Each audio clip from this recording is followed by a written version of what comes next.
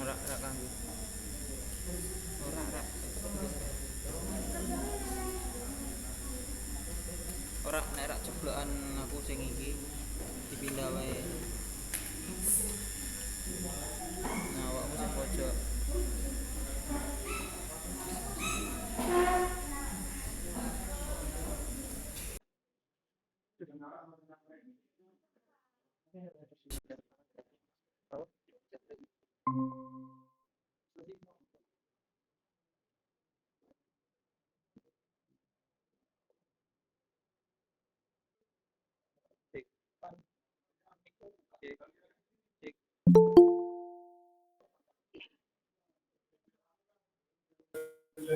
Cek cek.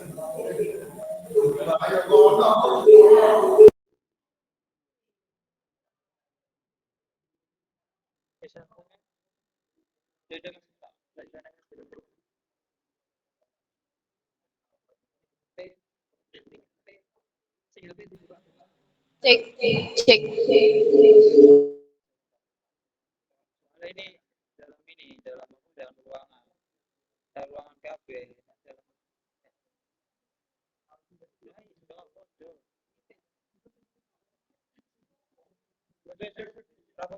Cek cek.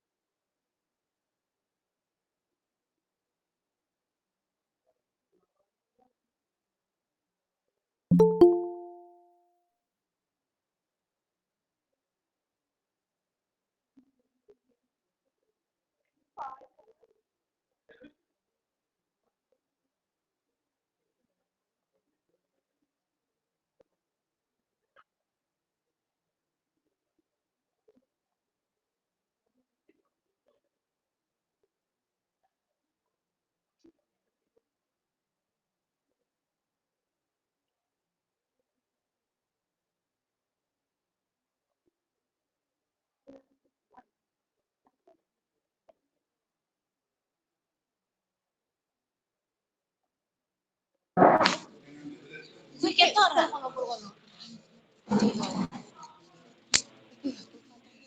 Ora.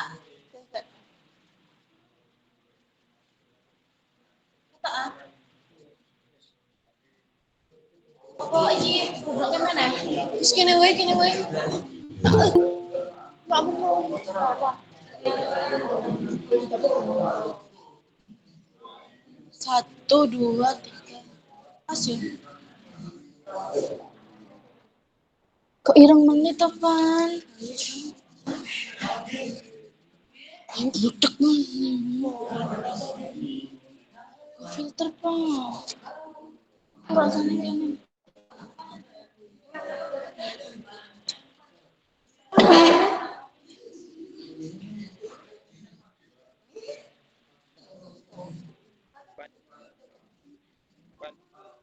Belum.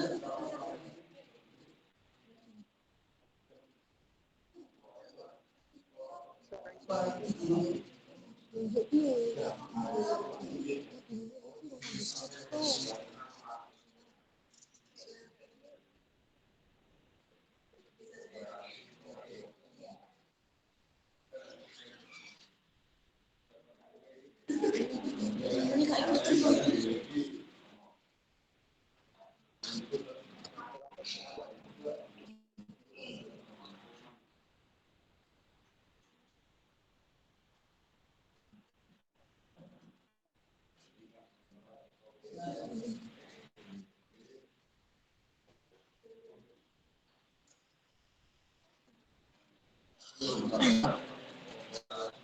Kan, enggak kan dari.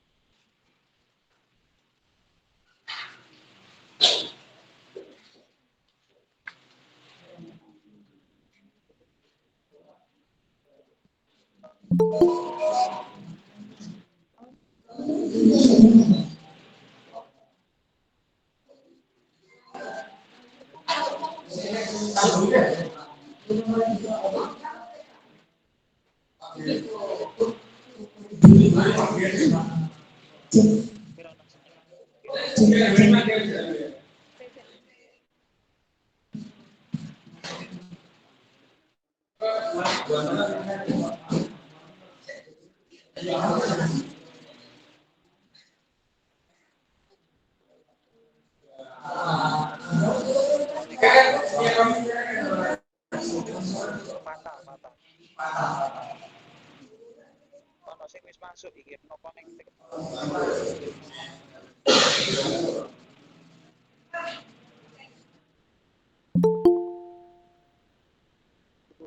Patah. Load and connected kok.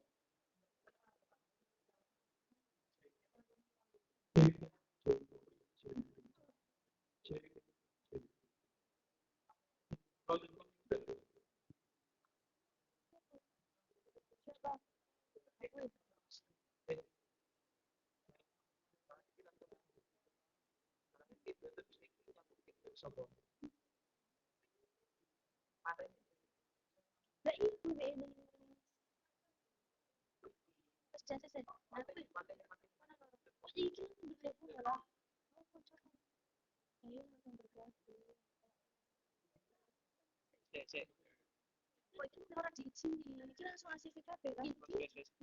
Wis.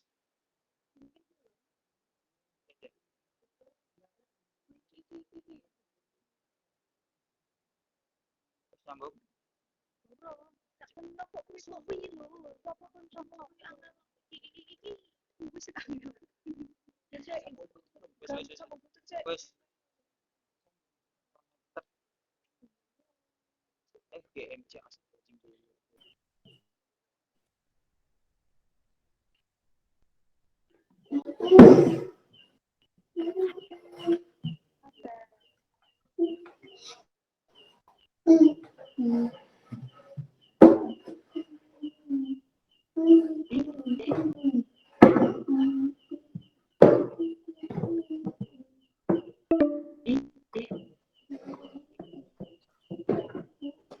Connected.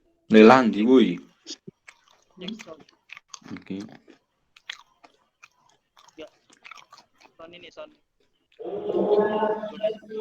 Suwi. cek. Mata ini kepriye.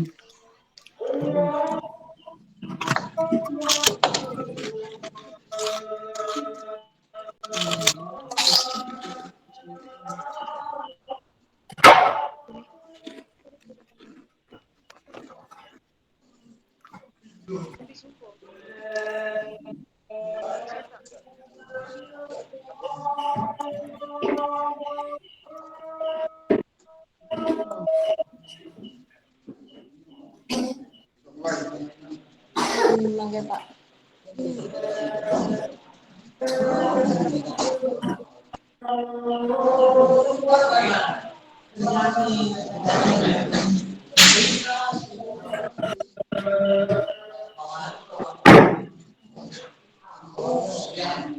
Cek juga ke kudung ireng nang kamare bibi.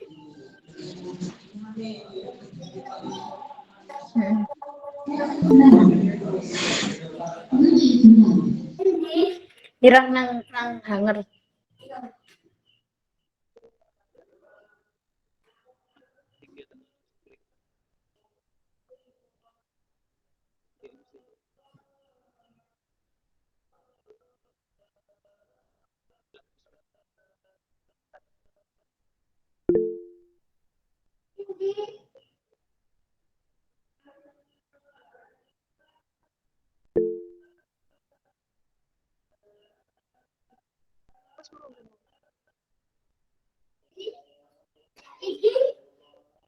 Prestasi dong.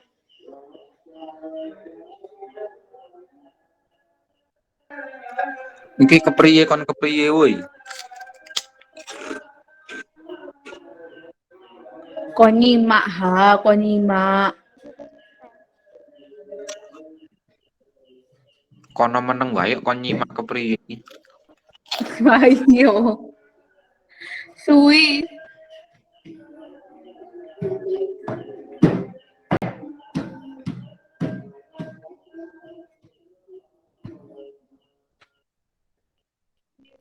Lelang di lelang.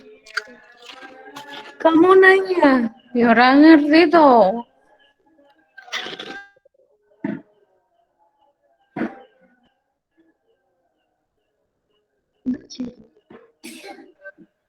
Putri on mic woi.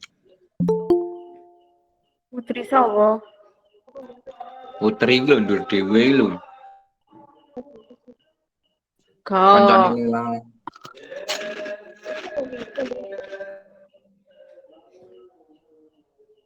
Penting ora tau janine. Piye? Penting ora janine. Ora dong aku.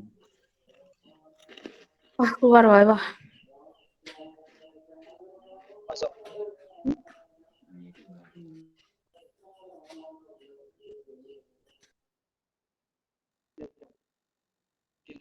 Halo. Cek sound. Pakai mic dulu.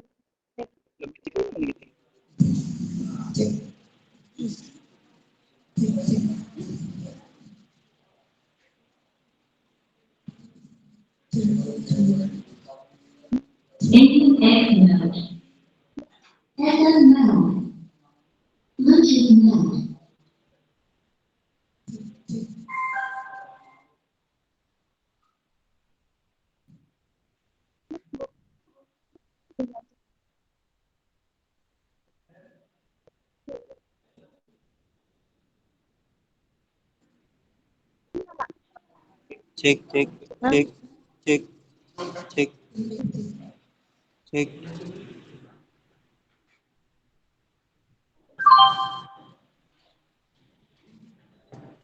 La ilaha illallah.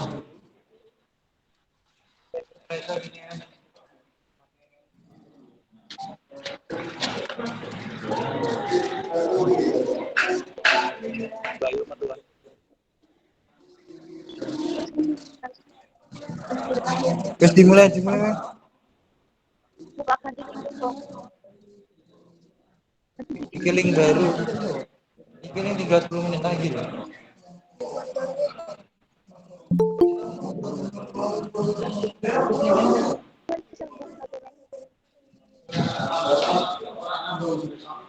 Masuk, masuk, masuk.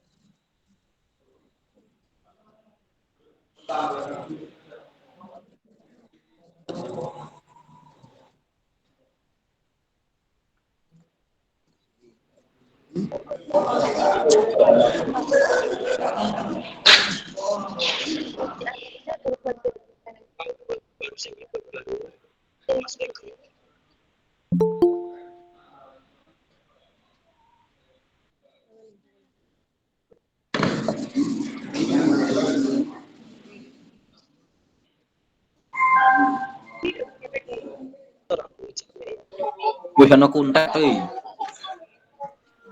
Run, nonton Run. Tanah apa bukan? Iki lho, nonton wong Rak mutu tenan Nang iki kerja, dinteni, ra ngerti dinteni aku nang omah panen kopi. goreng anu lho. Iki berarti copo apa? Ayo sopo ayo. Enggak ikan. Ayo. Sini aku. Tamang kap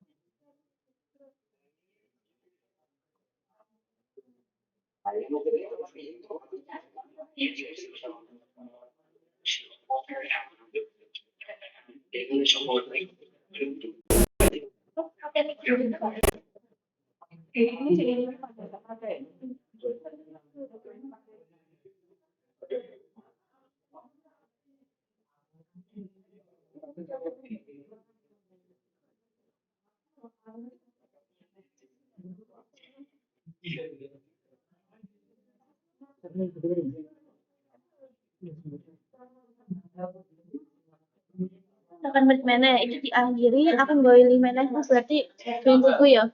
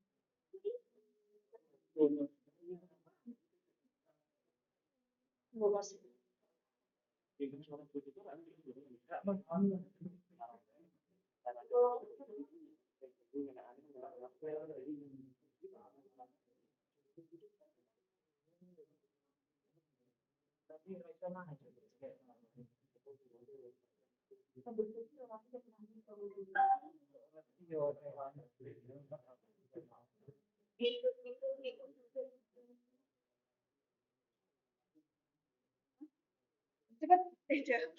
Kan cek san.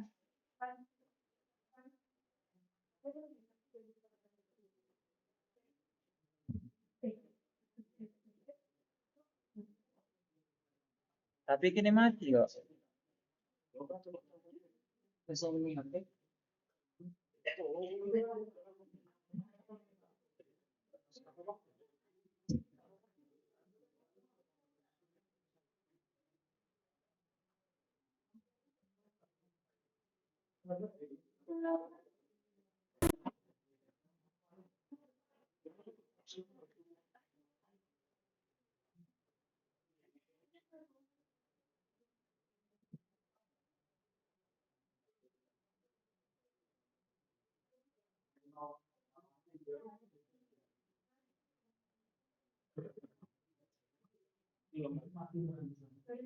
Anda sedang offline.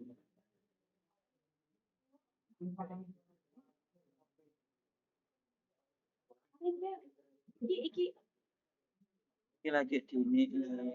yo kowe nganggo akun iki ya. Iya, KKN ini. Yo sing tak anu tak golanan. Kowe ya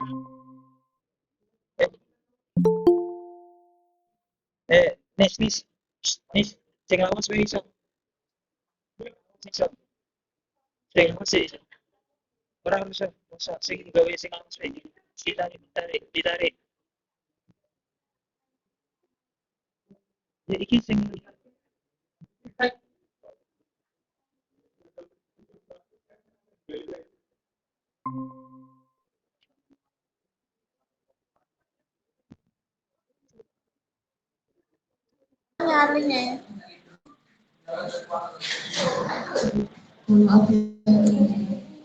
Jadi kendala bisa.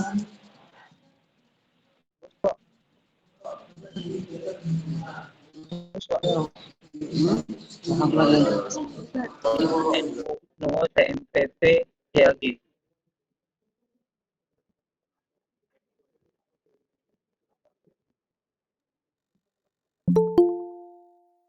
MPT Sing lawas.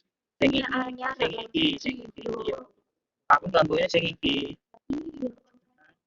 yo kowe iki paling pun tinggo tania berarti kowe Ya wis masuk kok.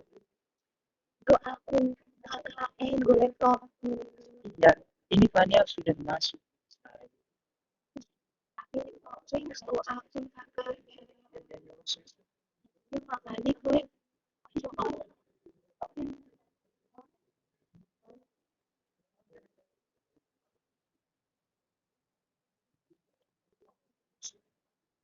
ayo nganggo akun KKN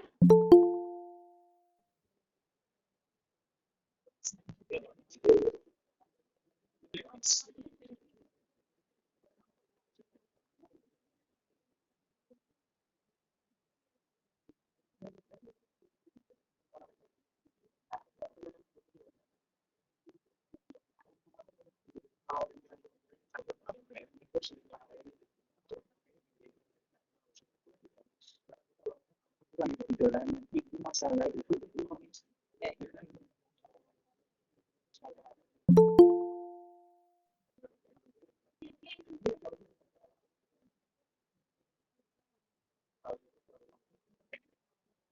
cinta aku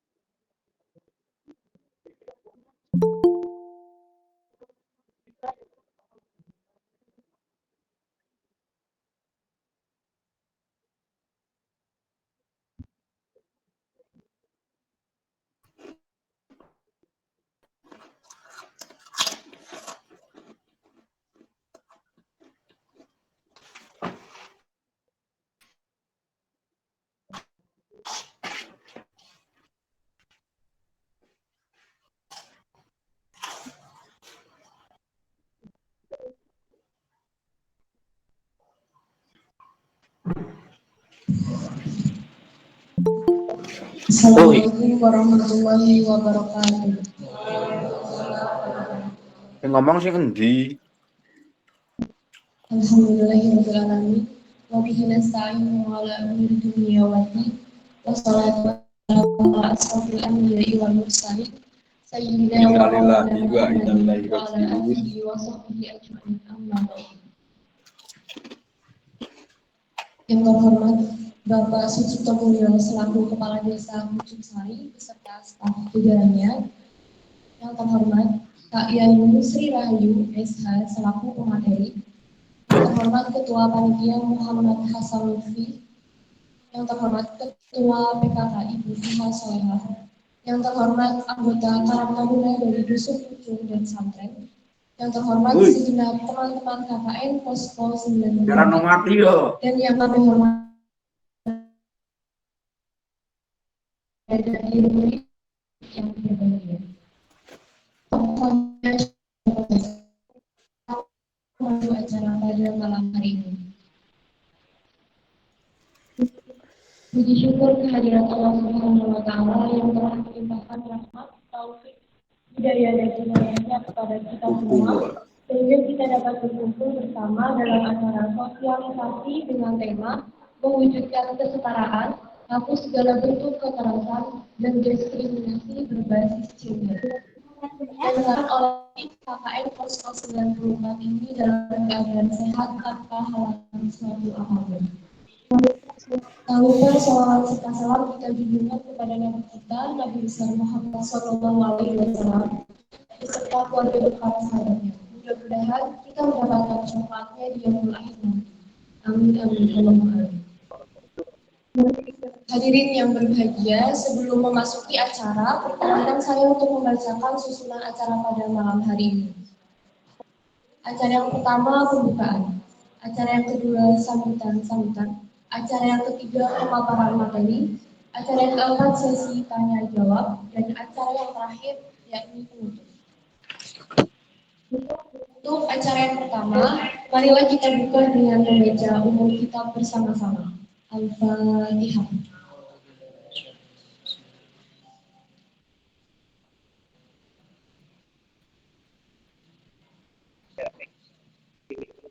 Amin ya rabbal alamin. Semoga dengan dibacakannya umum kitab ini dapat memperlancar acara pada malam hari ini. Acara yang kedua sambutan. Sambutan yang pertama oleh Bapak Sucipto Mulyo selaku Kepala Desa. Kepadanya dipersilakan.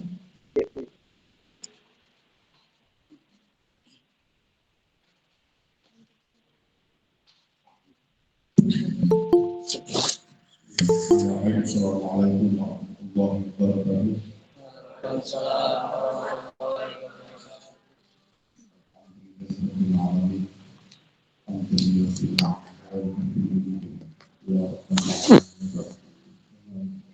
Kakak iya.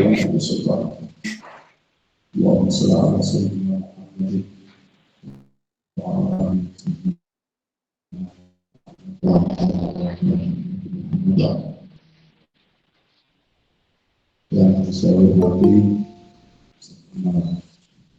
Bapak Mas KKN, yang saya hormati Ibu PKK, Mas Taruna,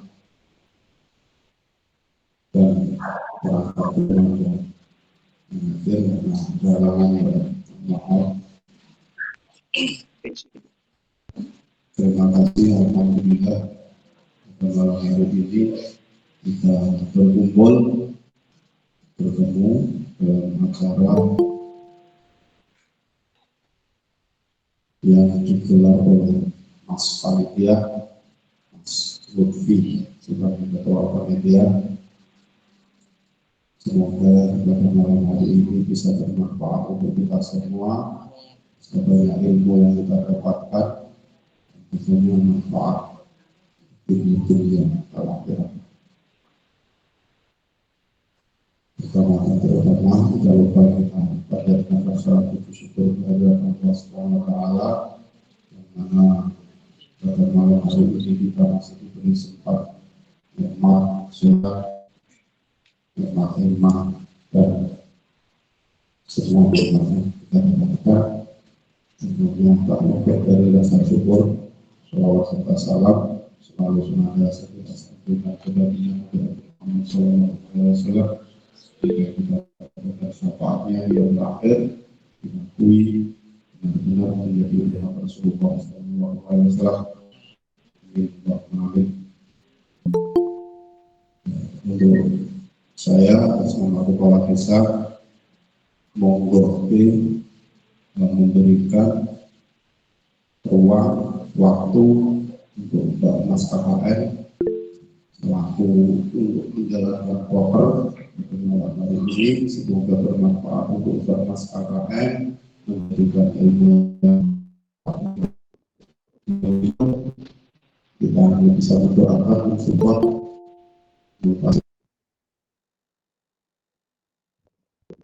tentang pemaparan dari pemateri.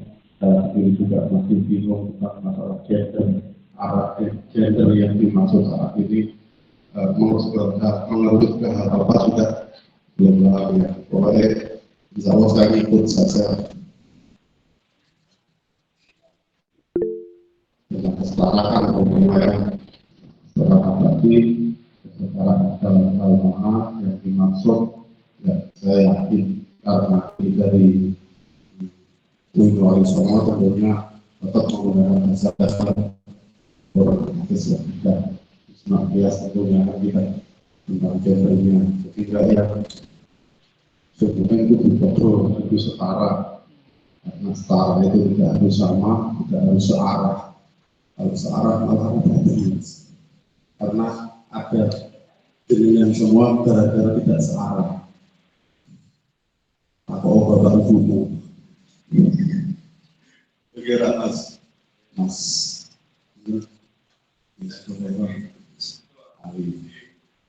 sini ngelalingan Mbak. Jadi untuk pemaparan lebih lanjutnya, gender yang di sini, kesetaraan yang dimaksud di sini apa? Tentunya tetap seorang laki-laki yang tulang punggung, bukan tulang rusuk, pokoknya tulang pulung kan gitu ya. Jadi setara itu maksudnya untuk saya menggunakan dasar-dasar akidah Islam karena dari Wali Songo. Itu saja dari saya. Ya, Assalamualaikum warahmatullahi wabarakatuh.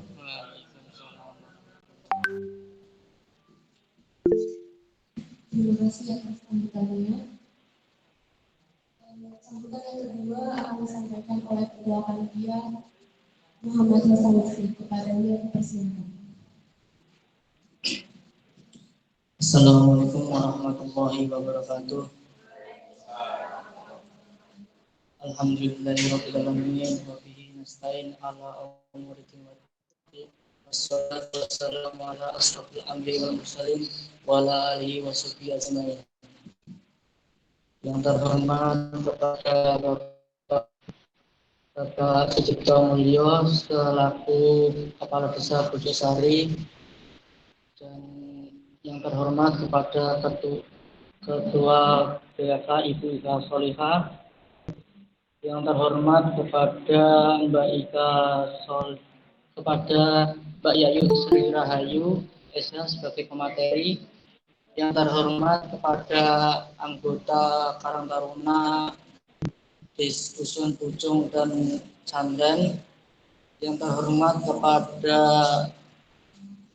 Mbak KKN dan Mas-Mas dari Posko 94, dan yang kami hormati segenap undangan dan peserta yang berada di Google Meet yang berbahagia.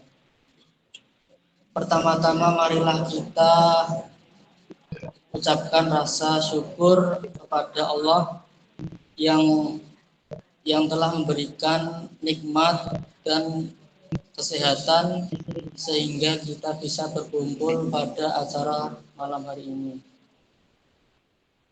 Pertama-tama marilah kita ucapkan rasa syukur dan tidak lupa juga salawat serta salam lalu tersurah kepada Nabi Muhammad SAW.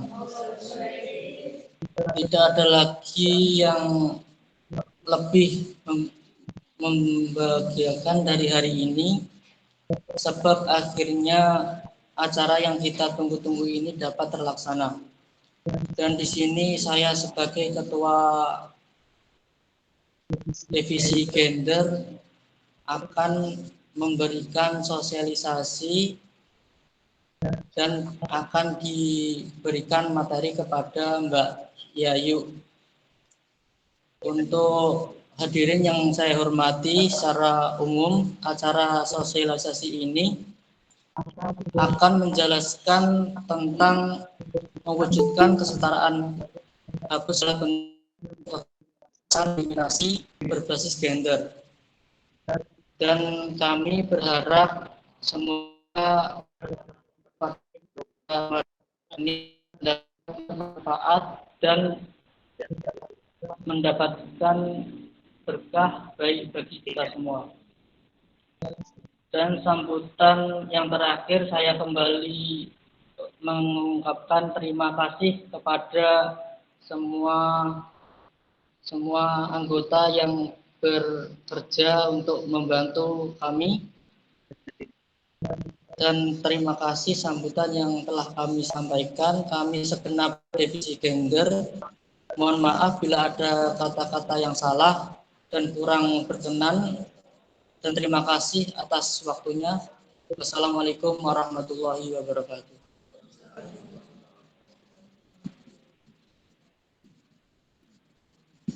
Terima kasih atas sambutannya. Acara yang ketiga yaitu penyampaian materi oleh Kak Yoni Sriani Esa. Berikut CV dari beliau. Nama Yoni Sriani Esa. Beliau lulusan dari Universitas Islam Negeri Wali Songo, program studi hukum keluarga Islam tahun 2018 sampai tahun 2022 dengan IPK 3,67, mendapat predikat cum laude dan gelar sarjana hukum. Pengalaman profesional yang pertama Chill Tutas pada tahun 2019 sampai tahun 2022. Yang kedua, surveyor di PT Sigma pada bulan Juni sampai bulan Desember tahun 2022.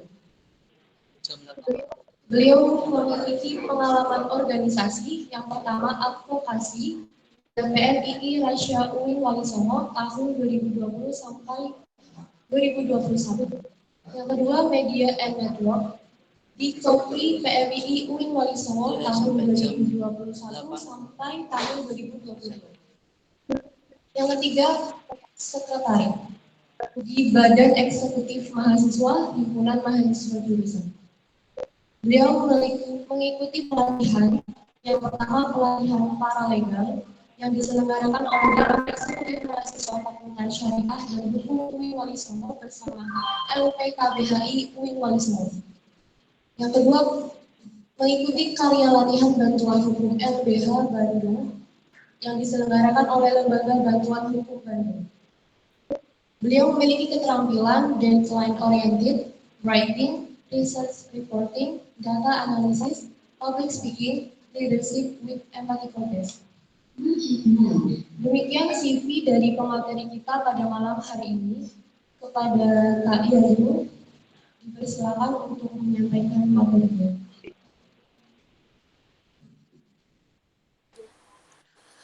Baik, terima kasih Fania. Sebelumnya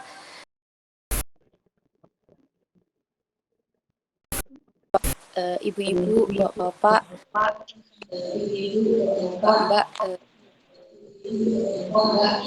pos bisa di mute, oke.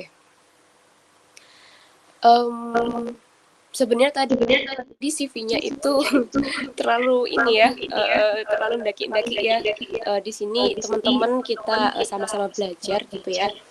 Perkenalkan, saya Yayu, biasa dipanggil Ayu. Sekarang sedang berproses di Lembaga Bantuan Hukum Semarang. Jadi keseharian saya itu adalah menjadi asisten pengabdi bantuan hukum di LBH Semarang, di bawah naungan Yayasan Lembaga Bantuan Hukum Semarang. Nah, kebetulan di LBH saya aktif di bagian divisi sipol atau hak sipil politik. Jadi termasuk gender juga soal kebebasan hak sipil politik gitu. Oke, teman-teman bisa di-share PPT-nya.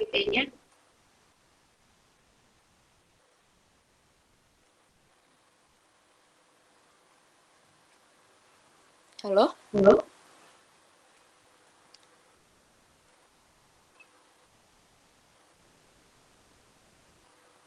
Halo?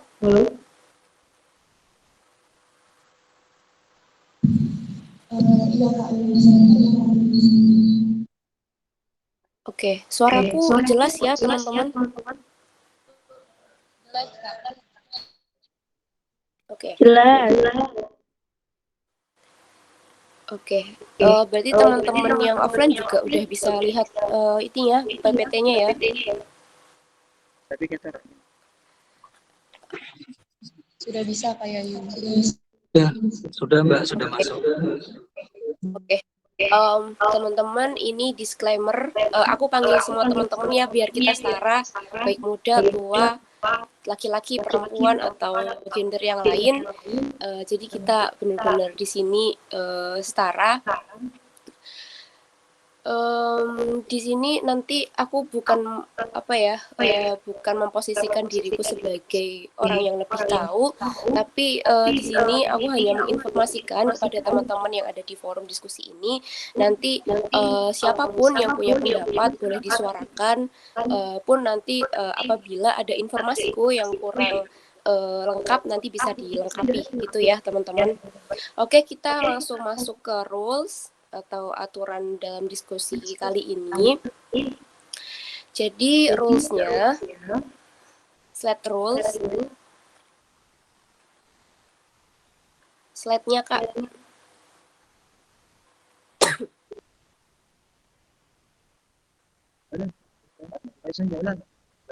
Oke, aku bacain aja ya rules-nya.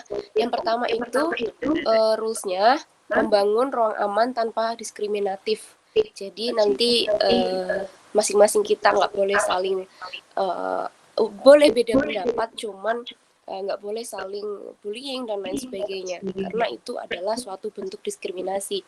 Yang kedua, saling menghargai pendapat dan identitas. Yang ketiga, boleh beda pendapat tanpa menyerang karakter dan identitas lain.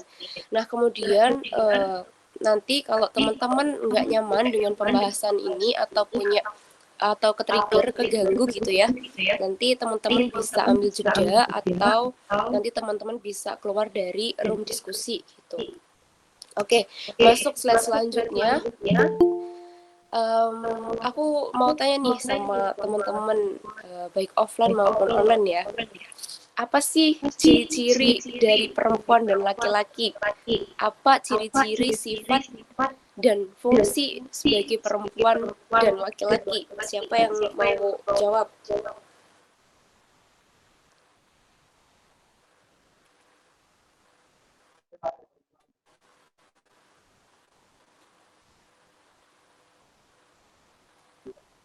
Oke, ada? Mungkin bapak-bapak, ibu-ibu, mas-mas, mbak-mbak.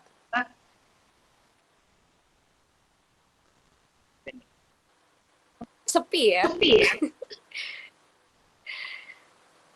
Apa itu ciri-ciri dari perempuan dan laki-laki?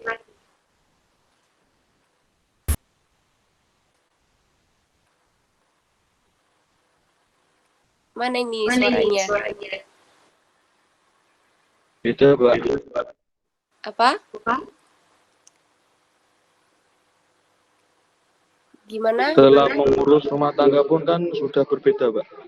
Oke, ciri-ciri yang bisa kamu lihat dari ini siapa ya? Anissa, tapi suaranya jelek ini. Ciri-ciri yang bisa kamu lihat secara secara fisik boleh, secara kegiatan boleh, aktivitas boleh, apa yang perempuan itu seperti ini, laki-laki itu seperti ini, apa? Oke, silakan.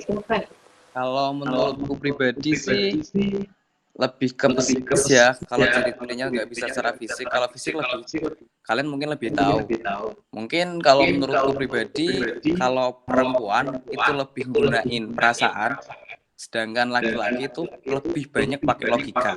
Itu menurutku secara globalnya, universalnya, gitu Kak. Oke.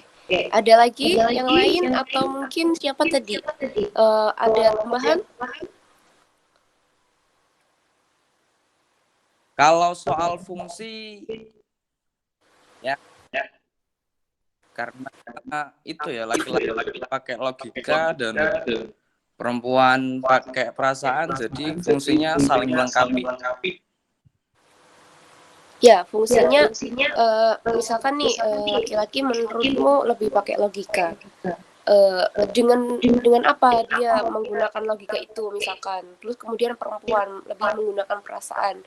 Nah, dia lebih cenderung apa yang diutarakan dengan perasaannya itu gitu.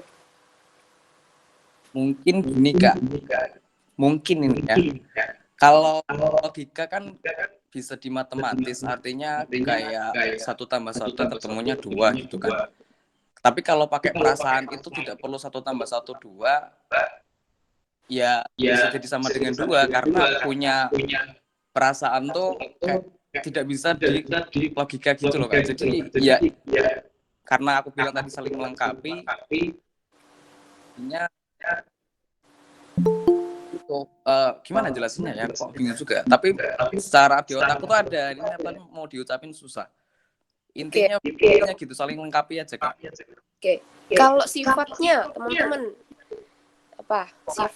Perbedaan sifat laki-laki dari perempuan. Laki-laki sabar, Mbak, perempuan pekok. Oke. Wah, itu diskriminatif itu, pekok. Tadi kan rules-nya nggak boleh diskriminatif ya. Oke, sifatnya kayak gitu.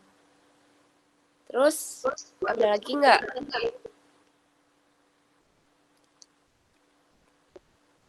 Mungkin laki-laki dapat kepemimpinan Kak yang punya. Sedangkan perempuan lebih punya sifatnya tuh ngayomin gitu.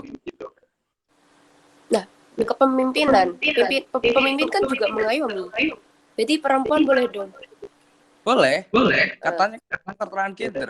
Jadi memang perempuan juga nggak salah kalau menjadi pemimpin. Kalau dia punya jiwa leadership. Oke. Jadi yang dimaksud gimana tuh?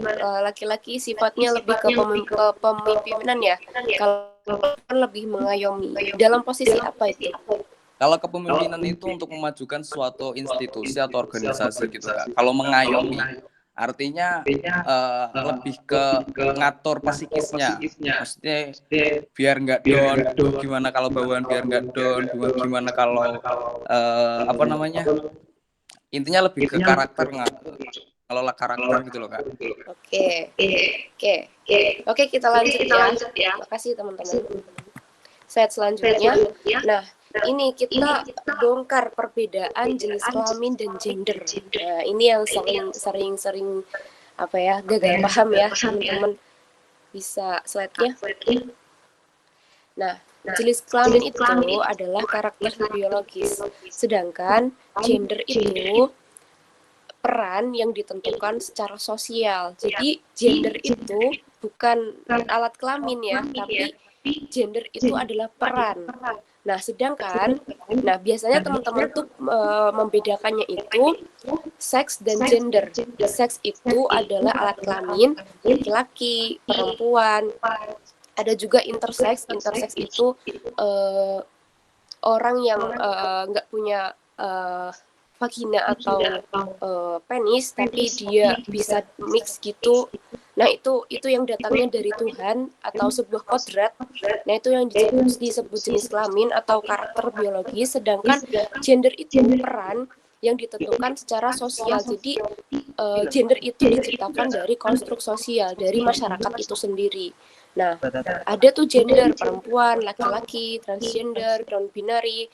Nah, itu macam-macam dari gender itu sendiri. Jadi perbedaannya adalah jenis kelamin itu kodrat, gender itu adalah peran. Jadi peran itu kan bisa dirubah ya, bukan kodrat ya. Tapi jenis kelamin itu nggak dapat dirubah kecuali kita operasi. Nah, itu baru bisa dirubah karena itu adalah kodrat yang datangnya dari Tuhan. Lanjut. Nah, seks itu ciri-cirinya tadi yang pertama jenis kelamin, yang kedua itu adalah karakter biologis, yang ketiga itu dapat diubah dengan tindakan medis. Sedangkan gender adalah peran sosial, karakter, identitas, tanggung jawab, dan wewenang relatif yang diberikan pada suatu jenis kelamin dalam suatu budaya, lokasi, ataupun masyarakat. Nah, yang kedua, gender itu dipelajari, ditanamkan sehingga dapat diubah atau dilepaskan. Jadi kalau tadi bilang laki-laki lebih sabar, perempuan itu pekok. Nah, kata-kata pekok itu menurutku diskriminatif ya, karena seakan-akan pekok itu kan nggak pinter ya, alias kalau bahasa kasarnya itu goblok gitu. Nah, itu kan sesuatu hal yang merendahkan perempuan banget gitu. Padahal kita lagi ada di situasi mensosialisasikan kesetaraan gender. Jadi secara tidak langsung kita merendahkan bahwa perempuan itu enggak layak untuk mendapatkan pendidikan yang setara dengan laki-laki. Jadi sifat laki-laki punya sifat kepemimpinan, perempuan punya sifat mengayomi, itu pun juga sebenarnya bisa dimiliki oleh laki-laki dan perempuan. Jadi kepemimpinan dan mengayomi itu juga gender, yang mana itu peran dapat dipelajari, dapat ditanam, sehingga itu dapat diubah atau dilepaskan gitu. Kalau misalkan seks atau jenis kelamin itu kan nggak bisa diubah kecuali dengan tindakan medis atau dioperasi itu, karena datangnya dari Tuhan, karena kodrat.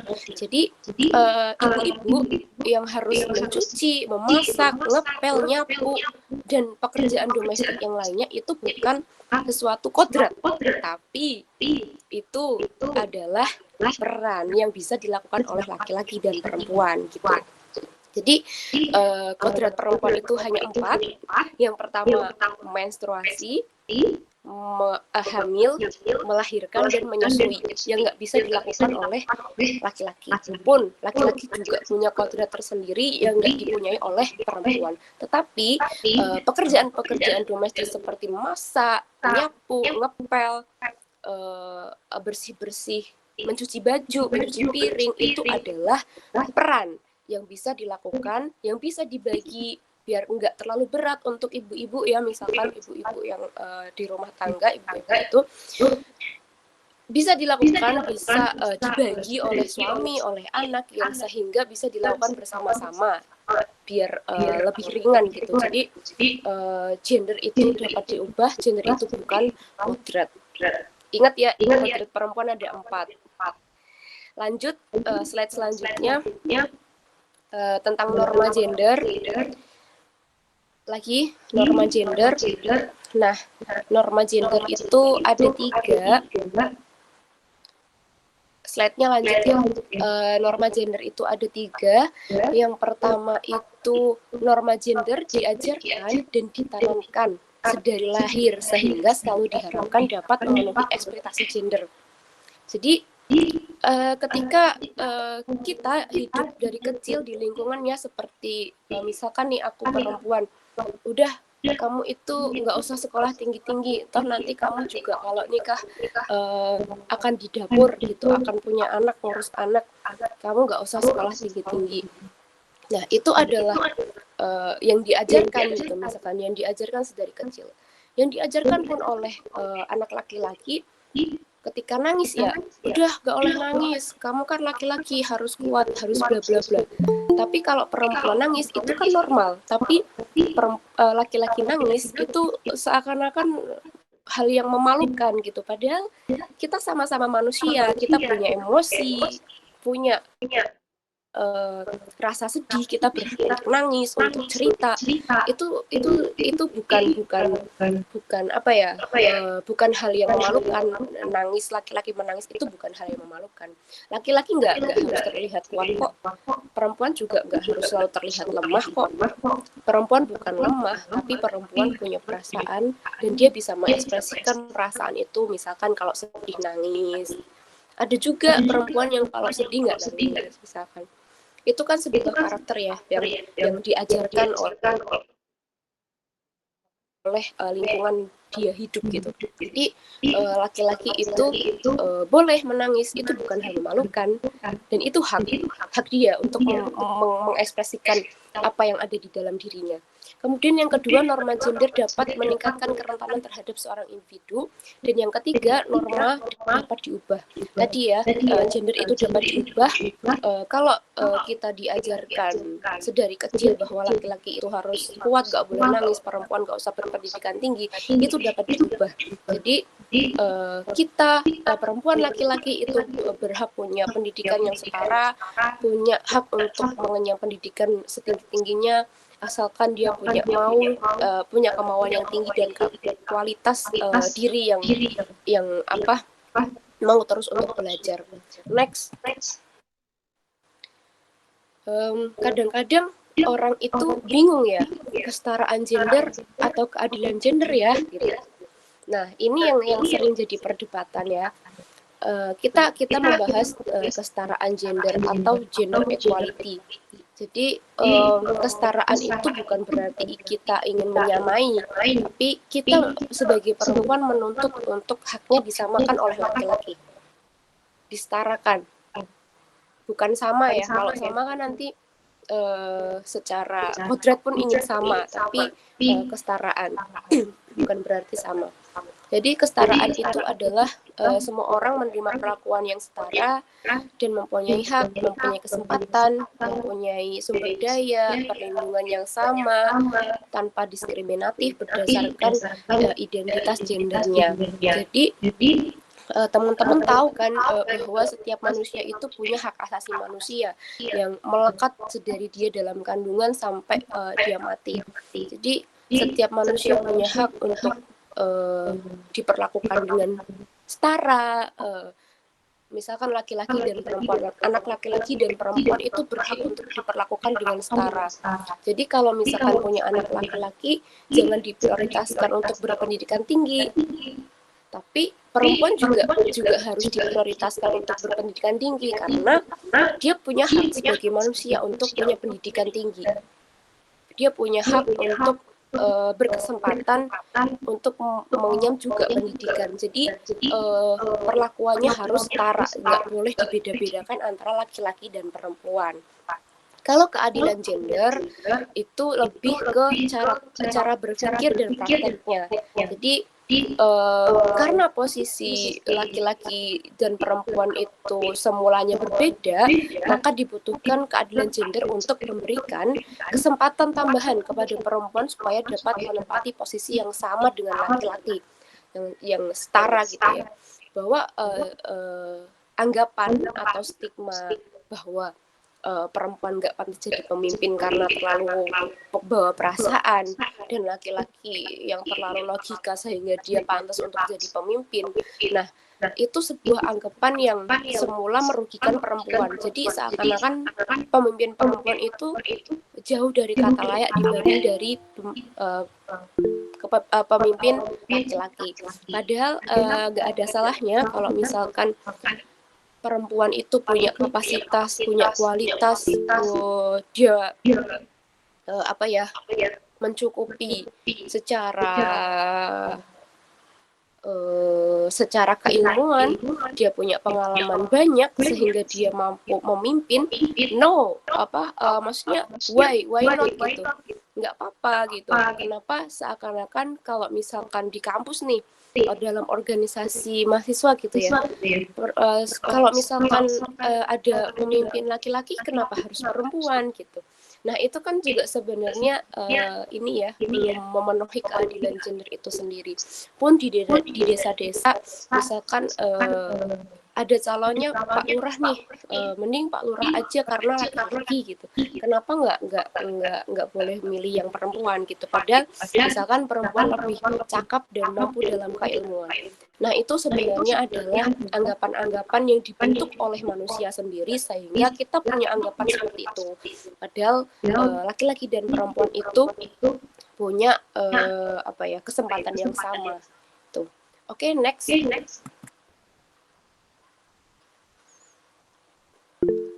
Nah, teman-teman bisa mengamati gambar ini ya. Yang pertama itu ada realita. Nah, di mana orang dewasa itu dia harus orang dewasa dia punya kotak 3 tuh, kotaknya 3 sehingga dia dapat lebih melihat pertandingan itu. Kemudian anak laki-lakinya dapat 1 kotak, dia bisa melihat. Tapi anak-anak kecil, anak-anak masih balita, dia nggak dikasih tuh, sehingga dia nggak bisa melihat pertandingan itu. Nah, itu kan sebenarnya bukan suatu kesetaraan dan keadilan. Itu realita kita di masyarakat ketika kita berada di suatu lingkungan yang masih patriarkis. Itu omongan orang tua itu harus selalu benar gitu. Jadi kita sebagai anak kecil, remaja, balita itu seakan-akan enggak didengar pendapatnya gitu. Padahal kita juga punya hak untuk bersuara sebagai manusia. Nah, ingat ya, hak asasi manusia itu melekat sedari dia dalam kandungan sampai dia mati. Nah, itu suatu contoh ya, suatu contoh kecil saja. Tapi masih banyak sih contoh-contoh yang lain sebenarnya yang terjadi di masyarakat kita. Pun di lingkunganku juga seperti itu. Nah, yang kedua itu kesetaraan. Teman-teman bisa lihat. Nah, kesetaraan itu ternyata belum merata ya, belum sepenuhnya setara gitu. Padahal udah dikasih boxnya satu-satu. Oh, ternyata anak-anak balita itu masih nggak bisa lihat pertandingan itu gitu. Nah, gimana tuh caranya? Nah, kita bergeser ke keadilan. Itu dimana keadilan itu sesuai porsinya, adil sesuai porsi, yang balita dikasih kotak 2 sehingga dia bisa melihat pertandingan itu. Kemudian kakaknya bukan kakak ya, anak perempuan atau laki-laki itu dikasih 1 kotak, kemudian yang orang dewasanya tanpa kotak. Nah, itu sebuah keadilan. Jadi sesuai porsinya gitu. Itu sebuah gambaran ya teman-teman. Oke, next. Nah, ini kita masuk ke ketidakadilan gender. Ketidakadilan gender itu sebenarnya akarnya adalah sistem patriarki. Nah, teman-teman, ibu-ibu PKK mungkin nggak asing ya dengan sistem patriarki itu. Jadi patriarki itu adalah sistem sosial yang menempatkan laki-laki sebagai pemegang kuasa. Jadi nih, kalau lihat segitiga itu ya, laki-laki kepala rumah tangga, kemudian di bawahnya itu pasti ada anak laki-laki, nggak mungkin ada anak perempuan dalam pengambilan keputusan. Jadi seorang seakan-akan perempuan itu ada di bawah sendiri gitu dalam pengambilan keputusan. Jadi nggak dimintai untuk nggak dimintai pendapat untuk mempertimbangkan misalkan suatu keputusan itu. Jadi laki-laki baru nih perempuan di bawah sendiri. Nah, itu sebenarnya sistem patriarki yang menempatkan laki-laki itu pemegang kuasa. Jadi tadi ada anggapan bahwa laki-laki punya jiwa kepemimpinan, kemudian laki-laki lebih sabar, sedangkan perempuan enggak gitu. Itu sebuah sistem patriarki yang diciptakan oleh budaya, oleh lingkungan kita yang sebenarnya itu menempatkan perempuan itu selalu ada di bawah dan dianggap lemah. Gitu. Jadi dalam sistem patriarki laki-laki mendominasi dalam peran kepemimpinan, politik, otoritas moral bahkan, dan dia cenderung punya privilege atau keistimewaan sosial dan penguasaan properti. Jadi masya Allah sekali ya Rasulullah itu dulu itu kan anak perempuan selalu dikubur hidup-hidup, tapi zaman jahiliyah ya, Tapi semenjak ada Rasulullah dengan dakwahnya itu, perempuan dan laki-laki sekarang bisa sama-sama sama-sama hidup dan punya hak untuk berpendidikan setinggi-tingginya. Jadi sistem patriarki ini pun juga di sisi lain merugikan laki-laki, bahwa laki-laki yang dianggap punya keistimewaan sosial, yang dianggap kuat, dianggap sebagai pemimpin, sehingga dia ketika nangis itu nggak boleh. Nah, itu juga sebenarnya merugikan. Tapi dalam sistem patriarki ini, yang banyak dirugikan adalah perempuan. Jadi perempuan selalu dianggap di bawah, sehingga membuat perempuan itu menjadi korban kekerasan dalam rumah tangga, kekerasan seksual, pelecehan seksual, kemudian dikawinkan anak. Nah, sekarang itu kan pemaksaan perkawinan anak itu masuk dalam undang-undang tindak pidana kekerasan seksual. Jadi itu nggak boleh dilakukan. Nanti akan dibahas di belakang. Next. Nah, ini ada sifat-sifat sistem patriarki itu subordinasi perempuan. Subordinasi itu menempatkan perempuan di kelas kedua. Jadi apa-apa yang pertama harus laki-laki. Baru nanti kalau misalkan laki-laki nggak bisa, baru perempuan jadi nomor 2 gitu. Nah, kemudian beban yang berlapis dialami perempuan. Beban ganda sebagai ibu, sebagai perempuan pekerja yang harus ngurus anak, harus masak, harus bangun pagi. Nah, sedangkan laki-laki misalkan sebagai suami, dia kerja, kerja. Misalkan istrinya juga kerja.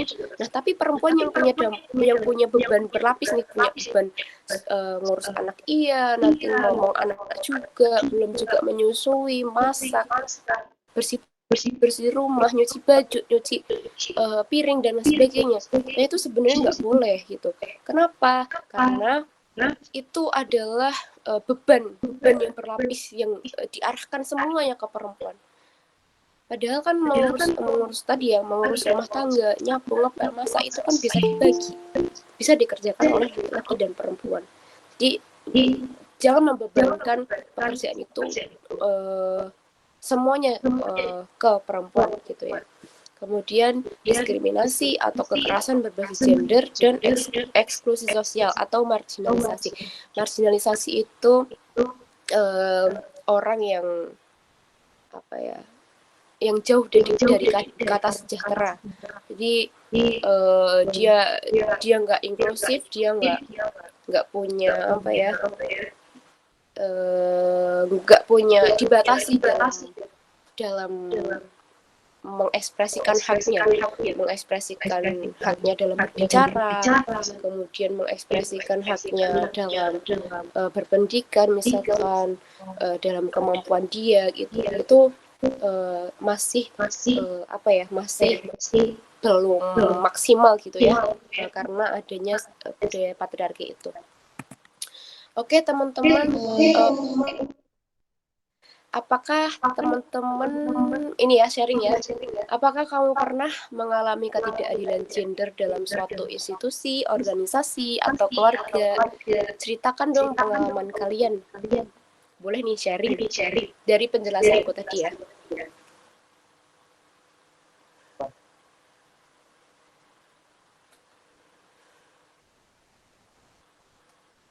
Maaf Kak. Ya. Google Meet-nya berakhir 13 menit lagi. Oke, nanti bisa dibuat link baru ya. Oke, teman-teman di sini yang di online maupun offline, ibu-ibu mungkin, kakak-kakak, bapak-bapak, apakah pernah mendapatkan ketidakadilan gender, misalkan dalam keluarga, dalam organisasi, dalam masyarakat, gitu. Teman-teman misalkan di kampus.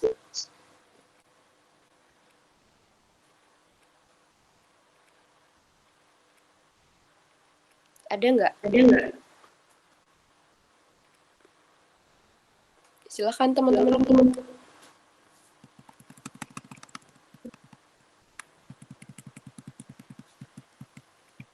Masa nggak ada sama sekali?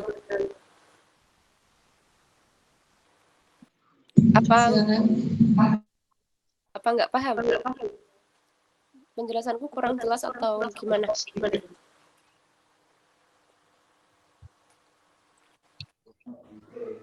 Ada sih Kak. Oke, silakan. Tapi guys, jadi Kenapa nggak jadi? ya biar udah itu memang satu hal yang memang mengganggu jadi apa ya? Jadi satu hal atau mungkin bisa dibilang kecelakaan ya mungkin ya bisa menurutku pribadi jadi monster bagi aku sendiri sih. Jadi kayaknya nggak usah aku ungkit lagi deh, biar lupa aja gitu. Oke, nggak apa-apa. Mungkin ada pengalaman yang lain atau teman-teman juga yang lain bisa. Mungkin ada pengalaman nih. Contoh, dulu aku waktu di kampus ya, itu aku dibilang kayak gini sama teman-teman laki-laki. Wes kamu kok nggak usah ngurus-ngurus politik gitu. Wes bencalan wae. Nah, itu sebuah ketidakadilan gender yang pernah aku.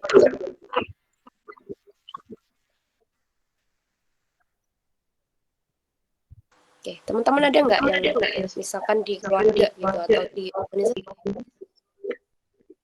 Silakan.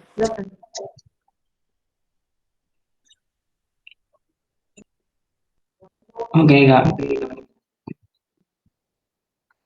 Ya silakan. Kalau misalkan, iya kayak seperti misalkan ya, kan ada sebuah keluarga. Nah, di mana itu terkadang si abang sama adik kan punya dua keluarga, itu ada laki sama perempuan.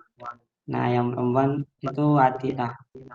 Nah, di mana si adik itu kayak selalu banget kena apa suruhan sama ibunya, suruhan sama orang tuanya, sedangkan si abang gitulah. Nah, itu malah kena terlalu jarang banget gitulah, kayak disuruh-suruh sama orang tua gitu.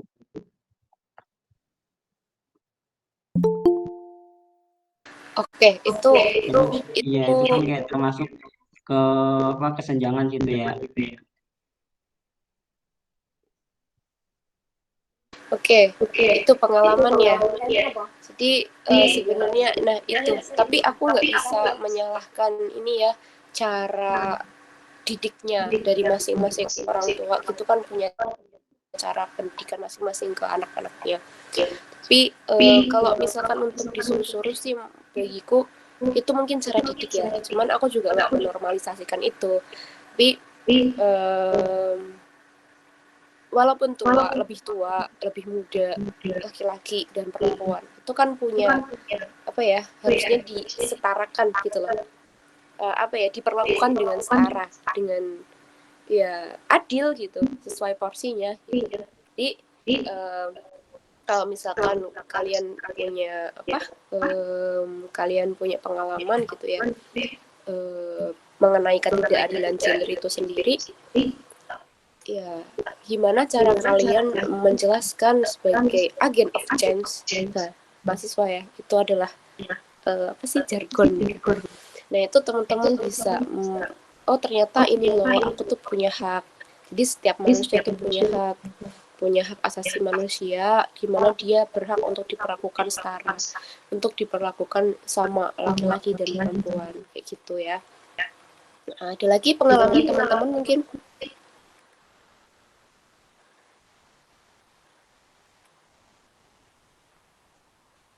Dari peserta offline?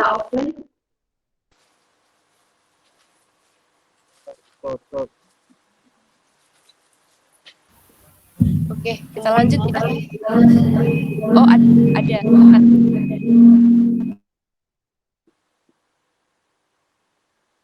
Silakan.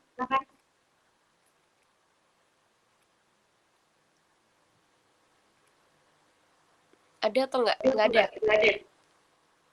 Oke, kita lanjut ya. Next.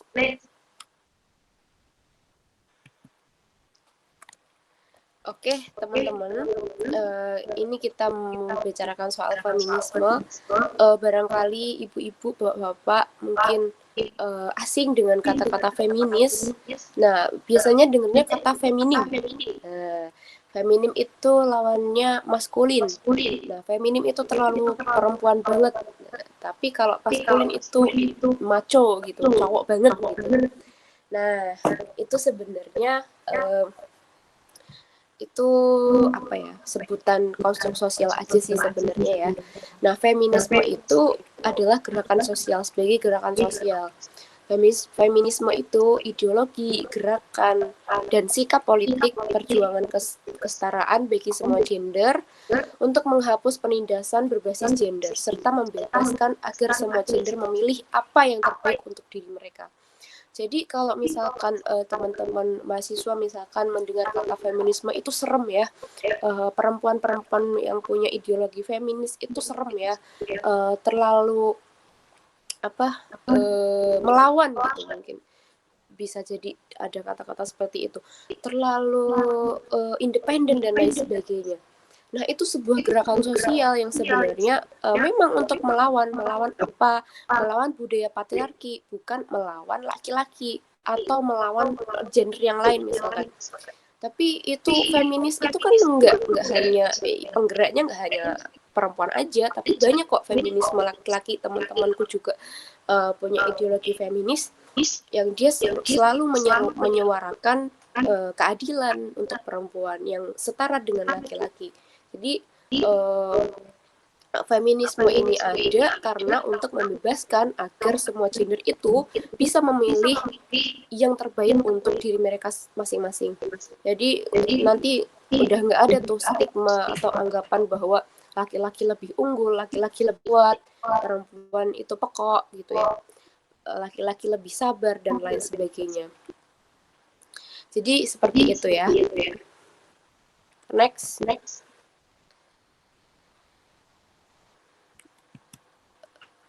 Nilai-nilai feminisme. Nah, nilai-nilai feminisme itu ada banyak banget. Yang pertama ada kesetaraan, kedua ada tanpa kekerasan, diskriminasi, ada otonomi tubuh, kemudian ada solidaritas untuk melawan patriarki itu, terus kemudian perubahan sistem kebijakan, misalkan pemerintah membuat kebijakan yang enggak inklusif terhadap perempuan. Nah, itu adalah nilai-nilai dari feminisme itu. Jadi kalau teman-teman masih beranggapan bahwa feminis itu serem, mendefinisikan feminis itu nggak sesederhana perempuan melawan gitu ya. Tapi perempuan melawan itu melawan sistem yang menindas perempuan. Kartini itu adalah feminis. Kenapa Kartini feminis? Karena Kartini sudah memperjuangkan hak perempuan untuk mendapatkan pendidikan.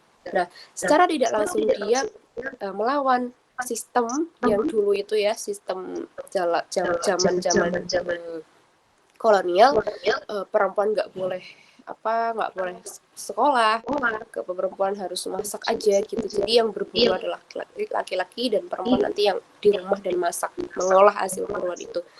Nah, itu sebuah perjuangan yang harus kita hargai. Makanya setiap tanggal 21 April itu diperingati Hari Kartini itu. Oke, aku pindah link dulu ya, biar nanti enak diskusinya. Aku live dulu.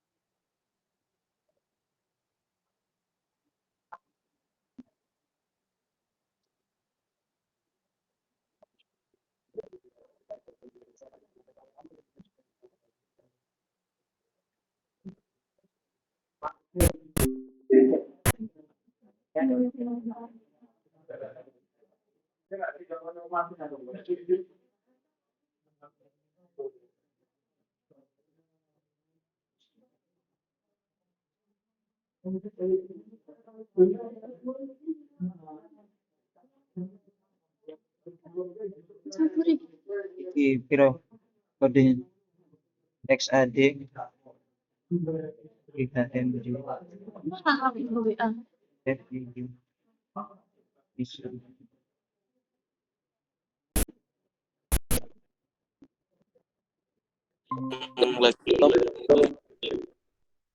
Yang offline belum ya? Udah, Mbak, udah. Oke, aku lanjut ya. Tadi setelah nilai-nilai feminis, kemudian ada ini feminism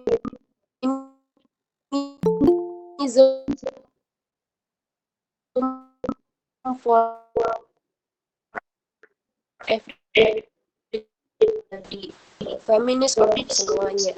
Jadi feminis itu bukan hanya untuk perempuan, tapi bisa diperjuangkan oleh laki-laki juga. Perempuan butuh dukungan dari masukan adalah untuk membebaskan membebaskan semua gender dari ekspektasi bahwa perempuan laki-laki harus maco, laki-laki nggak harus jadi bapak rumah tangga. Nah, itu kan sebuah anggapan yang dibentuk oleh masyarakat sendiri ya sebenarnya.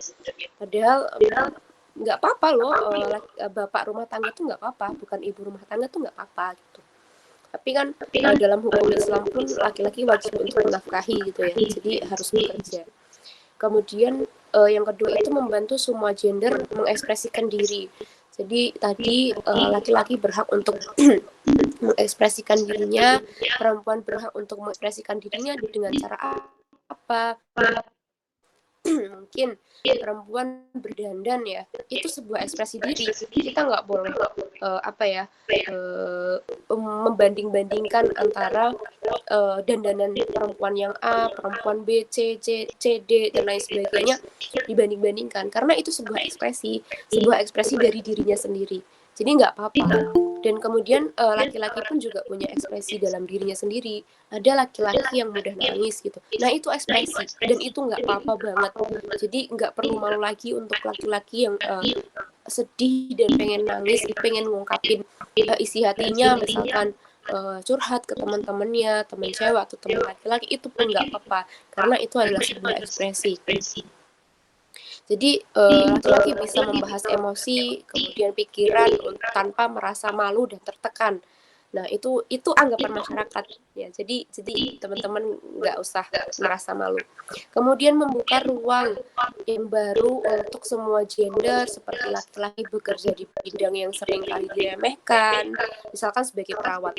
Jadi laki-laki perawat itu cenderung gimana ya? Lebih aneh gitu. Tapi kalau perempuan perawat itu, wah itu keren banget gitu. Itu sebenarnya kan anggapan masyarakat aja. Padahal laki-laki sangat punya kontribusi banyak dalam bekerja sebagai perawat, pun perempuan sebagai dokter, kemudian perempuan sebagai polisi, perempuan sebagai advokat. Jadi itu membuka ruang baru untuk semua gender. Kemudian untuk mengadakan keseimbangan antara peran sosial untuk semua gender supaya tidak ada lagi peran domestik yang khusus laki-laki dan khusus perempuan.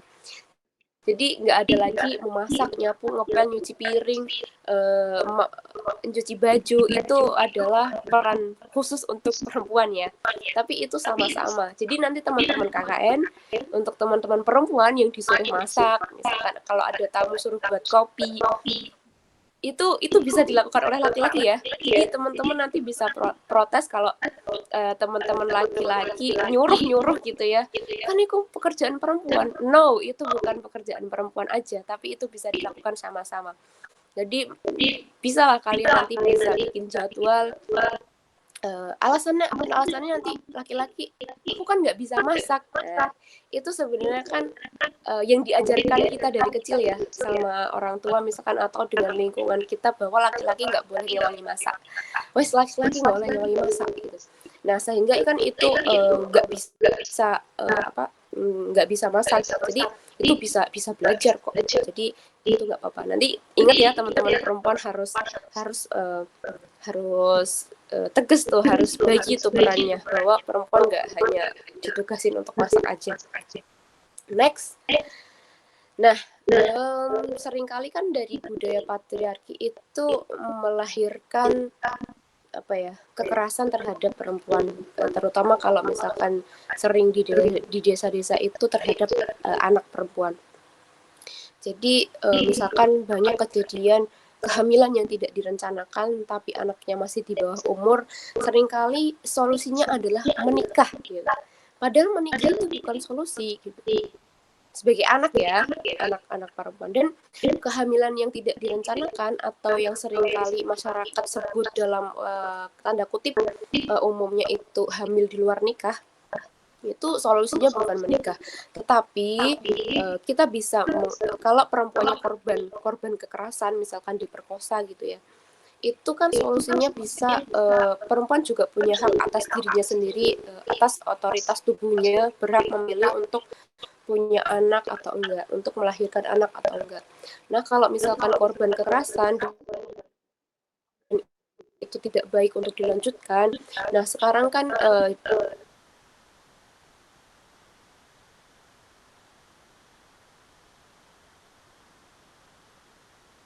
ada itu dia si aman, aborsi aman itu untuk korban PKBI, kekerasan, dan apabila dalam anak dalam kandungan itu apa ya, riskan atau penuh risiko untuk dilahirkan, nah itu bisa untuk di aborsi secara aman, dan itu nggak apa-apa, itu ada undang-undangnya juga. Jadi seringkali solusi dari kehamilan yang tidak direncanakan atau hamil duluan itu adalah perkawinan, padahal anak itu kan belum siap secara mental, secara fisik, dan ya itu yang sering terjadi. Kalau misalkan nggak terjadi kehamilan yang tidak direncanakan atau hamil duluan, itu seringkali juga misalkan anak perempuan yang masih ada di daerah-daerah itu, misalkan faktor ekonomi, anak-anaknya lebih dipilihkan untuk menikah, padahal dia masih usia 14 tahun, masih 15 tahun, bahkan lulus SD. Itu sebenarnya psikisnya belum siap, secara fisik, secara psikis, secara sosial pun dia belum siap. Jadi faktor terjadinya perkawinan itu ekonomi, budaya, dan lingkungan. Gitu teman-teman. Next. Nah, ini secara hukumnya itu ada 3 ya yang aku soroti kalau misalkan terjadi perkawinan anak. Jadi anak itu slide-nya next ya. Anak yang belum berusia 19 tahun, baik laki-laki dan perempuan, itu dalam undang-undang nggak boleh dinikahkan karena belum belum cukup umur. Jadi dulu undang-undang yang dulu itu laki-laki 19 tahun atau 21 tahun, perempuannya itu 16 tahun kalau nggak salah. Nah itu sekarang dituakan karena memang dianggap bahwa umur 16 tahun itu belum siap secara fisik, secara mental, secara sosial. Jadi sama-sama sekarang disetarakan, laki-laki 19 tahun, perempuan juga harus 19 tahun. Nah kemudian itu undang-undang perkawinan ya, undang-undang nomor 1 tahun 74, tapi dirubah dalam undang-undang nomor 16 tahun 2019 tentang perkawinan. Kemudian pemaksaan perkawinan anak itu adalah tindak pidana. Jadi barang siapa yang memaksakan perkawinan anak itu akan dipidana. Jadi nggak boleh. Itu sekarang sudah diatur dalam Pasal 4 ayat 1 Undang-Undang Nomor 12 Tahun 2022 tentang tindak pidana kekerasan seksual. Jadi pemaksaan perkawinan anak itu masuk dalam kategori tindak pidana kekerasan seksual terhadap anak. Lanjut. Kemudian secara biologis dan psikologis, secara biologisnya itu organ-organ reproduksi dari anak itu kan baru menginjak akil balik ya. Jadi masih berada pada proses menuju kematangan, sehingga belum siap untuk melakukan hubungan lawan jenis. Jadi masih kecil gitu ya, masih kecil, dia belum siap secara biologisnya. Kemudian secara psikologisnya mereka belum siap untuk memikul tanggung jawab yang besar ya. Menikah itu kan tanggung jawabnya besar sekali. Maksudnya makanya itu dari kehamilan yang tidak direncanakan atau hamil duluan itu solusinya nggak harus menikah. Karena kalau dia anak, dia akan memikul tanggung jawab yang sangat besar di dalam keluarga. Sibuknya seorang remaja menata dunia yang baginya sangat baru dan sebenarnya ia belum siap, nah itu dia nggak siap menerima perubahan itu. Jadi kenapa ada undang-undang perubahan usia perkawinan itu? Iya, dari itu karena belum siap secara biologis, secara psikologis. Kemudian naik secara sosial. Jadi anggapan masyarakat yang cenderung memposisikan perempuan sebagai pelengkap kehidupan laki-laki, kondisi ini hanya akan melestarikan budaya patriarki yang akan melahirkan kekerasan dan menyisakan kepedihan bagi perempuan. Jadi seakan-akan perempuan hanya pelengkap gitu ya. Seringkali misalkan dalam rapat-rapat dalam suatu rapat gitu, perempuan diundang hanya untuk jadi pelengkap dan kapasitas di kancah politik. 30% kuota perempuan itu hanya untuk jadi pelengkap dalam pendaftaran partai politik. Itu pun juga sebenarnya masih mengamini atau masih sangat kental dengan budaya patriarki yang tadi aku informasikannya.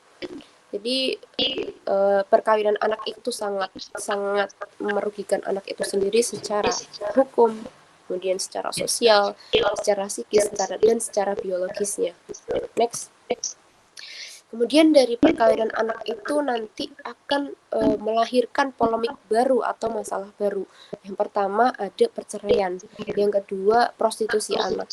Di Indramayu itu perkawinan anak perempuan itu sangat tinggi sekali, yang menyebabkan setelah dia nikah itu akan cerai atau enggak dia akan menjadi pekerja seks.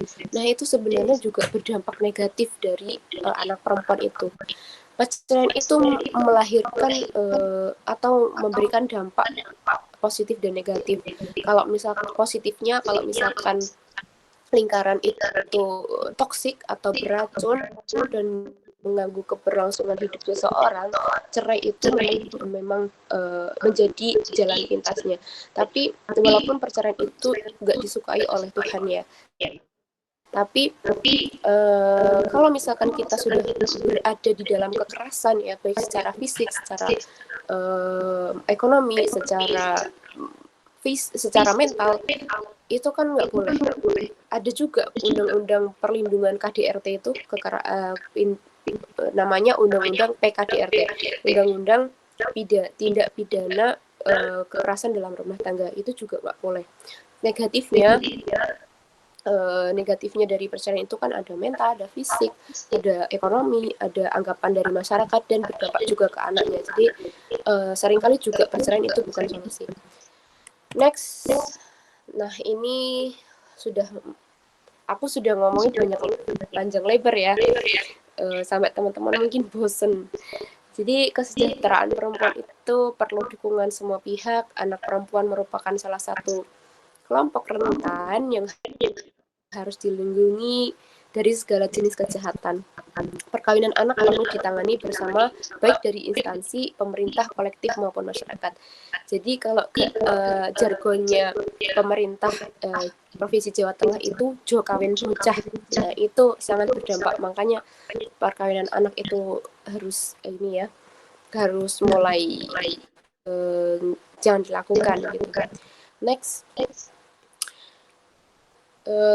Seringkali juga orang tua itu menjadi pihak yang disalahkan tanpa disadari bahwa sesungguhnya anak menjadi korban dan orang tua pun merupakan korban dari konstruksi sosial yang ada di masyarakat. Jadi perkawinan anak itu sebenarnya diciptakan oleh masyarakat itu sendiri, yang mana itu misalkan anaknya hamil duluan biar orang tuanya nggak malu, tapi tanpa memikirkan psikologis anak, biologis anak, kemudian fisiknya si anak itu sendiri dan sosialnya si anak itu akan gimana gitu kalau dia akan menikah di usia yang dini.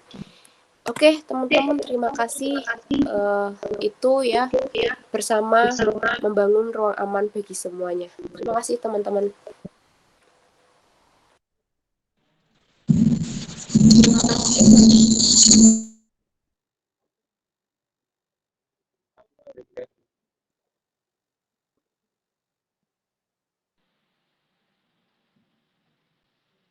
Terima kasih Mbak Yayu atas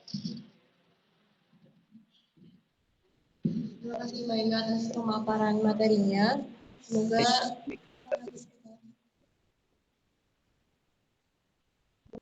para peserta dapat memahami materi tersebut. Untuk acara selanjutnya yaitu sesi tanya jawab. Kami membatasi pertanyaan 2 saja ya, karena waktu sudah.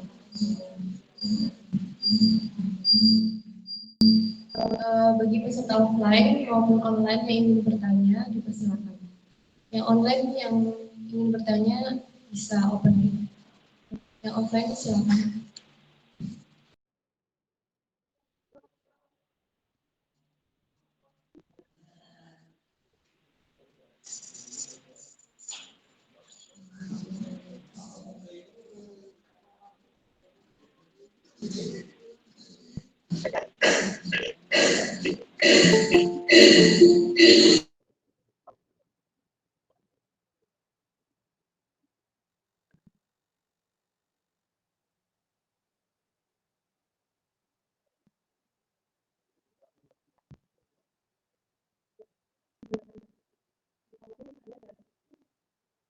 Kayaknya nggak ada yang nanya deh.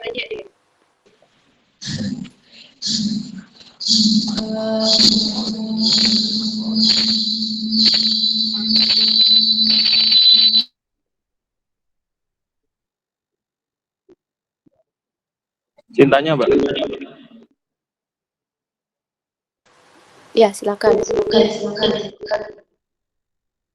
Apakah persamaan gender itu bisa menimbulkan keadilan ya, Mbak?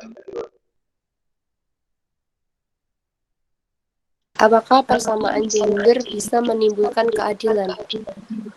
Ya, kesetaraan gender itu loh. Iya, sangat bisa. Karena kan kesetaraan gender dan keadilan gender itu kan saling keterikatan. Jadi adanya adil gender itu karena kesetaraan itu sendiri, gitu. Tapi kalau kesetaraan itu muncul antara laki-laki dan perempuan, nanti apakah jiwa kepemimpinan laki-laki kan akan jatuh terhadap wanita, Pak? Nah, nanti jadinya dalam hubungan itu tidak bisa adil ya. Oke. Nah, itu sebenarnya itu sebuah ketakutan aja sih, ketakutan laki-laki terhadap perempuan yang punya kapasitas gitu, punya kualitas gitu. Itu nggak apa-apa gitu. Kalau misalkan kesetaraan dan keadilan gender dianggap untuk menyaingi laki-laki, itu sebenarnya bukan menyaingi, tapi perempuan ingin mengekspresikan keilmuan mereka bahwa dia tuh mampu gitu loh. Dia mampu dan dia bisa kok jadi pemimpin. Nah, kalau misalkan laki-laki menganggap bahwa perempuan itu lebih dominan misalkan dan seakan-akan menaruhkan laki-laki di kelas kedua gitu.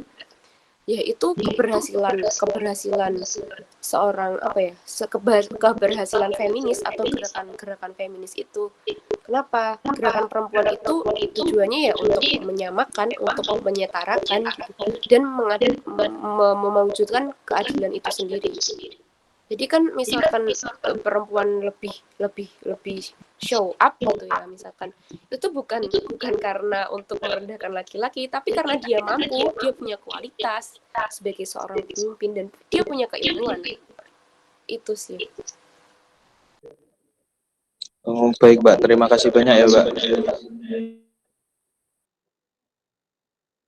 Sama-sama.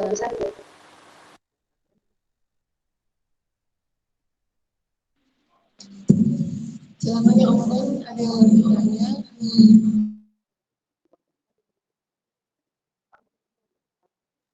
Tanya.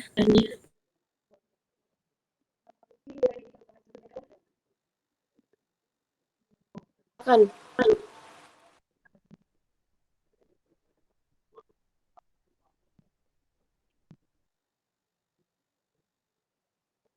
Silakan tadi yang mau bertanya.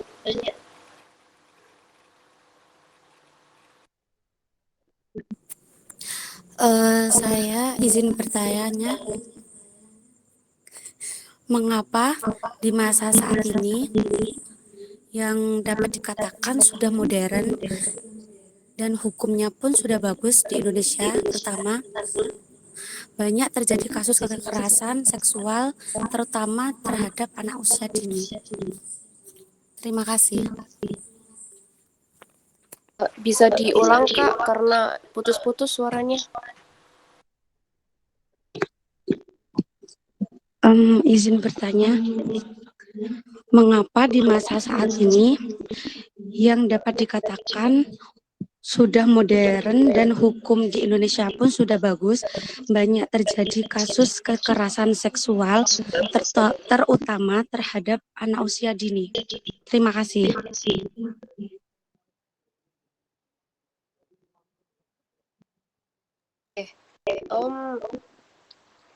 Kalau aku melihat itu hukum di Indonesia belum bagus sih, belum bagus-bagus amat gitu.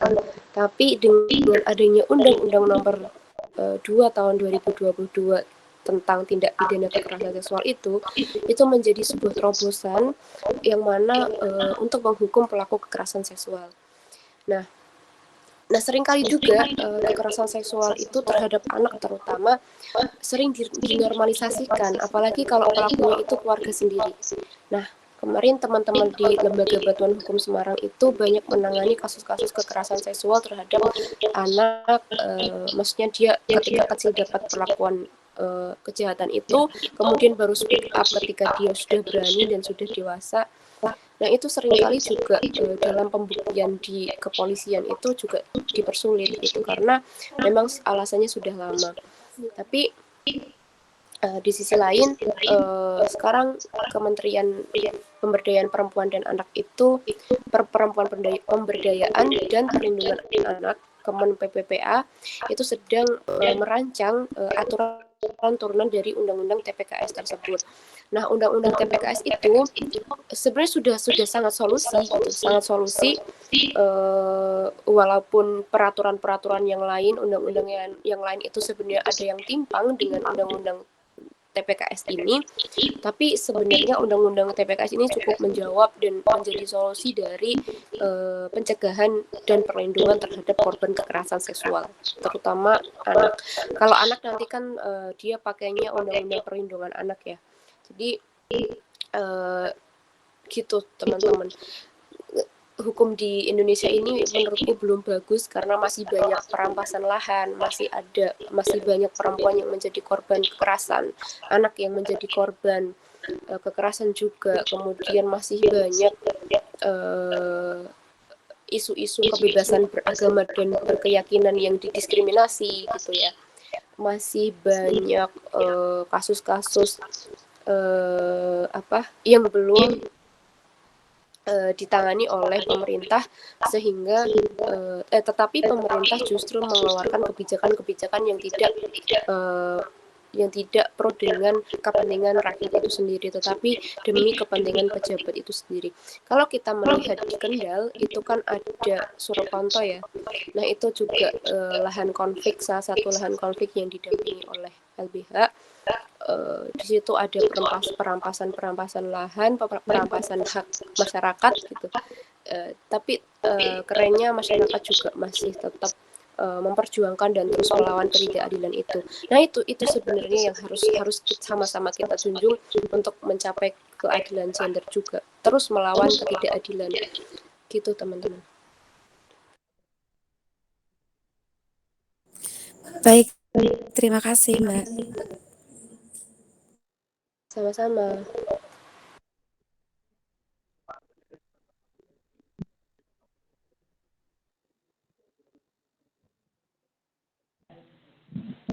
Baik, untuk sesi tanya jawab kami tutup. Terima kasih untuk para penanya. Semoga materinya dapat bermanfaat, dapat dimengerti untuk kita semua. Jadi kesimpulan yang bisa saya ambil dari materi malam hari ini bahwa gender itu merupakan suatu peran yang bisa dilakukan baik laki-laki maupun perempuan. Ketidakadilan gender itu memunculkan adanya budaya patriarki, di mana sistem sosialis yang menempatkan laki-laki sebagai pemegang kuasa atau lebih mendominasi daripada perempuan. Kemudian munculnya nilai feminisme untuk menghapus penindasan dan membebaskan semua gender untuk memilih yang terbaik bagi mereka. Kemudian tadi dibahas tentang perkawinan anak di bawah umur, itu secara biologis dan psikologis bagi anak tersebut itu belum siap. Pada pasal 7 Undang-Undang Nomor 16 Tahun 2019 menjelaskan bahwa perkawinan pria dan wanita itu jika sudah mencapai umur 19 tahun. Dan kondisi tersebut, perkawinan di bawah umur jika dilanjutkan akan menimbulkan budaya patriarki tersebut dan menimbulkan adanya perceraian, prostitusi anak dan lain-lain. Mungkin itu saja kesimpulan dari saya. Kemudian untuk acara yang terakhir yaitu penutup. Demikianlah acara sosialisasi kali ini dengan tema mewujudkan kesetaraan, hapus segala bentuk kekerasan dan diskriminasi berbasis gender. Kami ucapkan terima kasih kepada pemateri yang sudah menyampaikan materinya, dan juga untuk seluruh peserta yang telah hadir, yang berpartisipasi baik secara online maupun offline. Mari kita tutup acara ini dengan membaca hamdalah bersama-sama.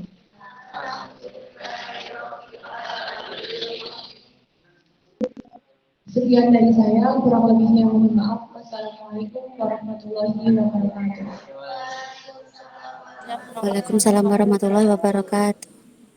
Terima kasih teman-teman sudah memberikan kesempatan untuk belajar bareng dengan teman-teman. Maaf Mbak Yuni, suaranya belum terdengar.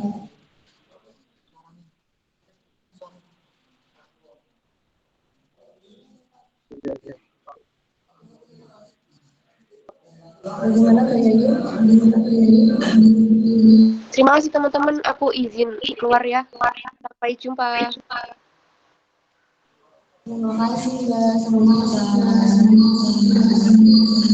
Selamat malam Bapak-bapak, Ibu-ibu, Mbak-mbak, Mas-mas. Selamat malam, terima kasih. Terima kasih Mbak Yuni.